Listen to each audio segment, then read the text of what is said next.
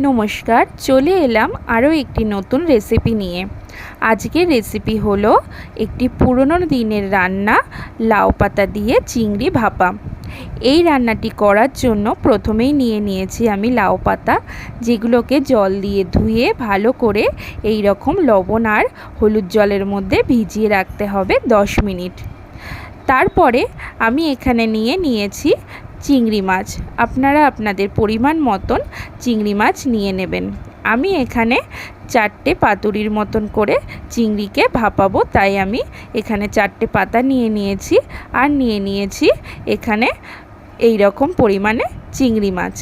এরপরে আমি এখানে 1 চামচ কালো আর 1 চামচ সাদা সরষে ধুয়ে ভালো করে লবণ আর লঙ্কা দিয়ে বেটে নেব। তার মধ্যে আমি মিশিয়ে দিলাম পোস্তদানা। খুব ভালো করে এটাকে বেটে নিতে হবে। আমি এখানে পোস্তদানা ব্যবহার করেছি 1 চামচ। খুব ভালো করে এটা বাটা হয়ে গেলে এর মধ্যে আমি মিশিয়ে দিলাম 1 চামচ দই। আর এখানে আমি দিয়ে দেব এরকম একদম সরু সরু করে কুচানো নারকেল। আমি একদম ছোট ছোট করে নারকেলটাকে এর মধ্যে দিয়েছি। আপনারা চাইলে আলাদাভাবেও নারকেলটাকে বাটতে পারেন। ভালোভাবে বাটা হয়ে গেলে আমি চিংড়ি মাছের মধ্যে মিশিয়ে দেব। তার মধ্যে আমি দিয়ে দিলাম পরিমাণ মতন তেল। আমি এখানে দিয়েছি 2 চামচ মতন তেল। ভালো করে চিংড়ি মাছের সঙ্গে এই মশলাটাকে মিশিয়ে নিতে হবে, ভালো করে মেখে নিতে হবে।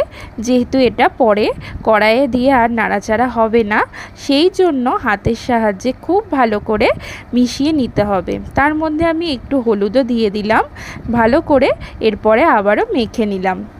অন্যদিকে আমি পাতাগুলোকে এরকম একটু জল ঝরিয়ে তুলে রাখলাম। তারপরে আমি পাতাগুলোর মধ্যে দিয়ে দেব চিংড়ি মাছগুলোকে। এর মধ্যে দিয়ে দেব একটা করে কাঁচা লঙ্কা আর দেব অল্প একটু করে সরিষার তেল।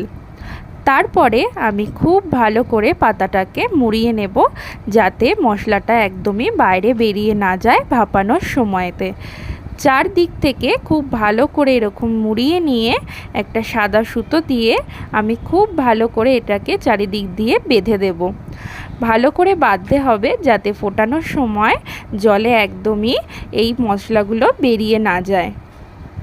এই রকমভাবে প্রতিটা পাতার মধ্যে আমি চিংড়ি মাছ দিয়ে আর একটা করে কাঁচা লঙ্কা আর অল্প করে সরিষার তেল দিয়ে ভালো করে সুতো দিয়ে বেঁধে দেব।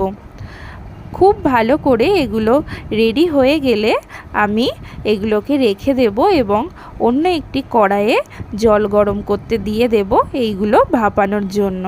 আপনাদের কাছে যদি স্টিমার থাকে সেক্ষেত্রে সেগুলোর মধ্যে আপনারা এগুলো ভাপিয়ে নিতে পারেন।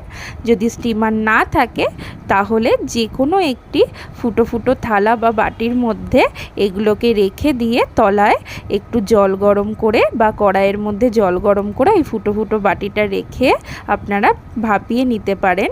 তাহলেই রেডি হয়ে যাবে এরকম লাউ পাতায় মোড়া চিংড়ি ভাপা। চিংড়ি মাছ রান্না হতে খুব বেশি সময় লাগে না। রান্নাটি করতে তাই আমার খুব বেশিক্ষণ সময় লাগবে না। 15 মিনিট মতন এই রকম ভাপিয়ে নিলেই রেডি হয়ে যাবে এই রেসিপিটি। লাউ পাতা বা কুমড়ো পাতা দিয়ে করলে চিংড়ি মাছের সঙ্গে এই পাতাটিও কিন্তু খাওয়া যায়, তাহলে বেশ খেতে ভালো লাগে। তবে পাতাগুলোকে একটু কচি হলে পাতাগুলো খেতে বেশ ভালো লাগে। আমার রেসিপিটি কেমন লাগলো জানাবেন এবং আমার রেসিপিগুলো ভালো লাগলে লাইক করে দেবেন এবং আমার চ্যানেলের পাশে থাকবেন, আমার চ্যানেলটিকে এগিয়ে নিয়ে যাবেন। ধন্যবাদ পুরো ভিডিওটি দেখার জন্য।